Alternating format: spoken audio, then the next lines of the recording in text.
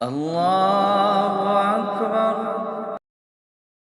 السلام علیکم ورحمۃ اللہ وبرکاتہ، نحمدہ ونصلی علی رسولہ الکریم، اما بعد فاعوذ باللہ من الشیطان الرجیم، بسم اللہ الرحمن الرحیم۔ آج کی ویڈیو کی ہائی لائٹس: کیا بندے ہم سے ہر کام پرفیکٹ چاہتے ہیں؟ کیا اللہ تعالیٰ کے کام بھی ہمیں پرفیکٹ کرنے چاہیے؟ اللہ کا چوتھا بندہ کون ہوتا ہے؟ اور دنیا میں کون سا انسان کامیاب ترین انسان ہوتا ہے؟ یہ کالم ہے جاوید چودھری صاحب کا، اللہ کا چوتھا بندہ۔ وہ لکھتے ہیں، میں نے 22 سال کی عمر میں کام سٹارٹ کر دیا تھا۔ میں ایک ماہانہ میگزین میں کام کرتا تھا۔ میرا پہلا باس بہت دلچسپ انسان تھا، وہ ایڈیٹر تھا۔ ہم 3 نوجوان اس کے ماتحت کام کرتے تھے۔ میں سب سے زیادہ اپنے باس کے ساتھ فری تھا۔ ہم نے تقریباً زندگی کا ہر لمحہ ایک دوسرے کے ساتھ انجوائے کیا، یعنی کہ ہم جگری دوست تھے۔ اب میں اپنے دوسرے دوست کی بات کرتا ہوں۔ وہ انتہائی نالائق تھا، لیکن صرف وہ ایک کام کرنا جانتا تھا، وہ چاپلوسی اور خوشامد ہر وقت اپنے باس کی کرتا رہتا تھا۔ اب میں اپنے تیسرے دوست کی بات آپ کو بتانے جا رہا ہوں۔ وہ انتہائی بور انسان تھا۔ وہ صرف کام سے غرض رکھتا تھا، وقت پر دفتر آتا تھا، وقت پر دفتر سے جاتا تھا۔ ہم اس کو ببل گم کہہ کر پکارتے تھے، کیونکہ جب وہ صبح آ کر اپنی کرسی پہ بیٹھتا تھا پھر چھٹی کے وقت ہی واپس جاتا تھا، حتیٰ کہ وہ دفتری اوقات میں واش روم بھی نہیں جایا کرتا تھا۔ میرا جو باس تھا ان دونوں دوستوں کے بارے میں میرے ساتھ مل کے برائی کرتا تھا، لیکن میرے ساتھ ایک بہت عجیب و غریب واقعہ پیش آیا۔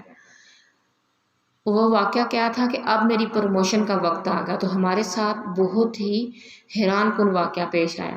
سب سے پہلے باس کو جو ہے اس نے مجھے ایک لیٹر دیا۔ جب میں نے اس کو وہ لیٹر کھولا تو میرے پاؤں سے زمین نکل گئی۔ مجھے نوکری سے نکال دیا گیا، اور ریزن کیا بتایا کہ آپ دوست بہت اچھے ہیں لیکن ملازم اچھے نہیں ہیں۔ میں آپ کے ساتھ دوستی ہمیشہ رکھوں گا، لیکن میں جاب یا کام صرف آپ کے اپنے بور دوست کے ساتھ کروں گا۔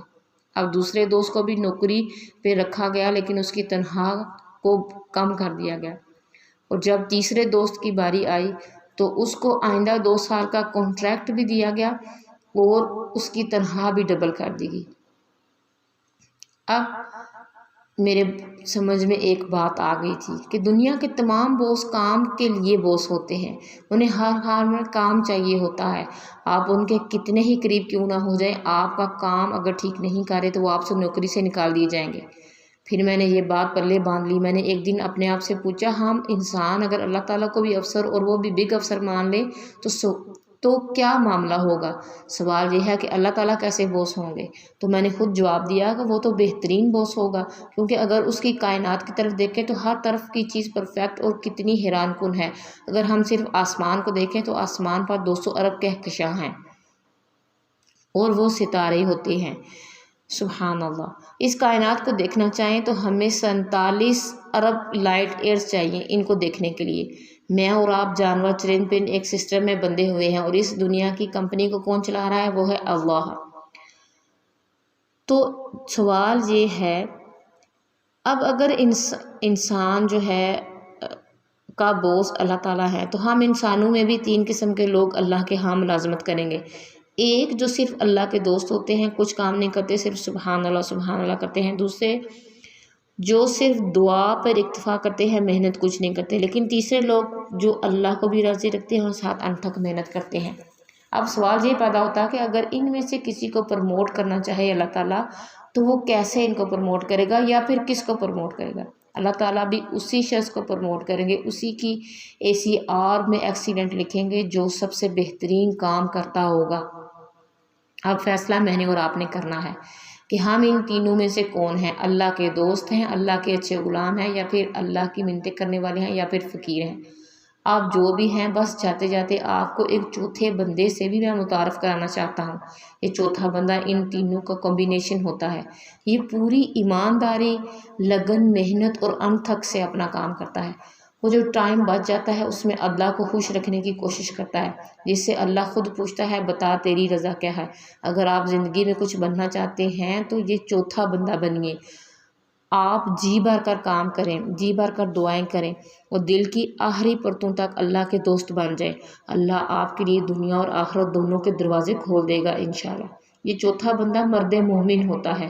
یہ وہ مرد مومن ہوتا ہے جس کے لیے نرگس بھی ہزار ہزار سال روتی ہے۔ یہ ہے اصل مرد مومن۔ بہت ہی خوبصورت کالم ہے، میں نے اس سے جب پڑھا مجھے بہت اچھا لگا اور میں نے اس سے بہت کچھ سیکھا۔ اگر ہم اس سے اپنے لیے کچھ مورل نکالیں تو ہم دنیا میں کہیں بھی جاب کر رہے ہیں، ہاسپٹل میں، کسی کے گھر، اسکول میں، کسی اکیڈمی میں، تو ہر کام ہم سے انسان جو افسر ہے ہم سے، اور وہ ہم سے چاہتا ہے کہ ہم اس کو بہترین کارکردگی پیش کریں، پرفیکٹ کام ان کو کر کے پیش کریں۔ اگر ہم ہلکی سی ہم سے کہیں مسٹیک ہو جاتی ہے، ہم کہیں بھی غلطی کر بیٹھتے ہیں تو ہمیں فوری وارننگ دی جاتی ہے۔ اگر ہم سے ایک یا دو دفعہ غلطی ہو جائے تو تیسری بار ہمیں نوکری سے ہی نکال دیا جاتا ہے۔ لیکن اس کے برعکس ہم اللہ کے معاملات میں دیکھیں، ہم نمازیں کس طرح پڑھتے ہیں، ہم روزے کس طرح رکھ رہے ہیں، ہم حج اور عمرہ کس طرح ادا کر رہے ہیں، ہم غریبوں کو کس طرح صدقات میں ان کو شامل کر رہے ہیں، ہم زکوٰۃ میں کس طرح زکوٰۃ ادا کر رہے ہیں۔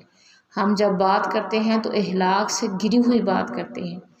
ہم کسی کے عیب کو ظاہر کرنے آتے ہیں تو سب کے عیب ظاہر کر دیتے ہیں، ہم ان کو چھپانے کی کوشش نہیں کرتے۔ پھر بھی ہم اللہ سے امید رکھتے ہیں کہ ہمیں وہ پرفیکشن والی جو جنت ہے بالکل پرفیکٹ اس کا حقدار بنائے۔ ہم ہر غلط کام کر رہے ہوتے ہیں اور اللہ سے ہم پرفیکٹ جنت مانگ رہے ہوتے ہیں، اور ساتھ ہم نے کیا لگایا ہوتا ہے کہ اللہ غفور الرحیم ہے، وہ ہمیں بخش دے گا۔ حتیٰ کہ دنیا کا ایک معمولی سا انسان جس نے ختم ہو جانا ہے، جو خود محتاج ہے، کسی چیز کا مالک نہیں ہے، وہ ہم سے یہ ڈیمانڈ کر رہا ہے کہ آپ ہر کام پرفیکٹ کریں۔ تو جو اللہ ہے، رب الرحیم ہے، الملک القدوس ہے، ذرے ذرے کا مالک ہے، ہم اس کے کام کو پرفیکٹ نہیں کرتے اور انتہائی معمولی سمجھتے ہیں، پھر بھی ہم جنت کے حقدار بننے چاہتے ہیں۔ تو سوچیں اس بات کے کہ جو سب سے قیمتی چیز ہے وہ جنت ہے، سب سے مہنگی چیز جنت ہے، دنیا نے ختم ہو جانا ہے۔ یہ دنیا کی جو ویلیو ہے ایک مکھی کے پر کی جتنی بھی نہیں ہے، تو ہم یہاں پہ اتنا ہر کام اپنا پرفیکٹ کر رہے ہیں، تو اللہ کے ہاں ہم کیوں نہ اپنے کام کو پرفیکٹ کریں اور جنت کے حقدار بنے اور اللہ کے دیدار کے ہم حقدار بنیں۔ اللہ سے دعا ہے کہ ہمیں ہر کام کو بہترین اور احسن طریقے سے کرنے کی توفیق عطا فرمائے۔ سبحانک اللہم و بحمدک، نشہد ان لا الہ الا انت، نستغفرک و نتوب الیک۔ السلام علیکم ورحمۃ اللہ وبرکاتہ۔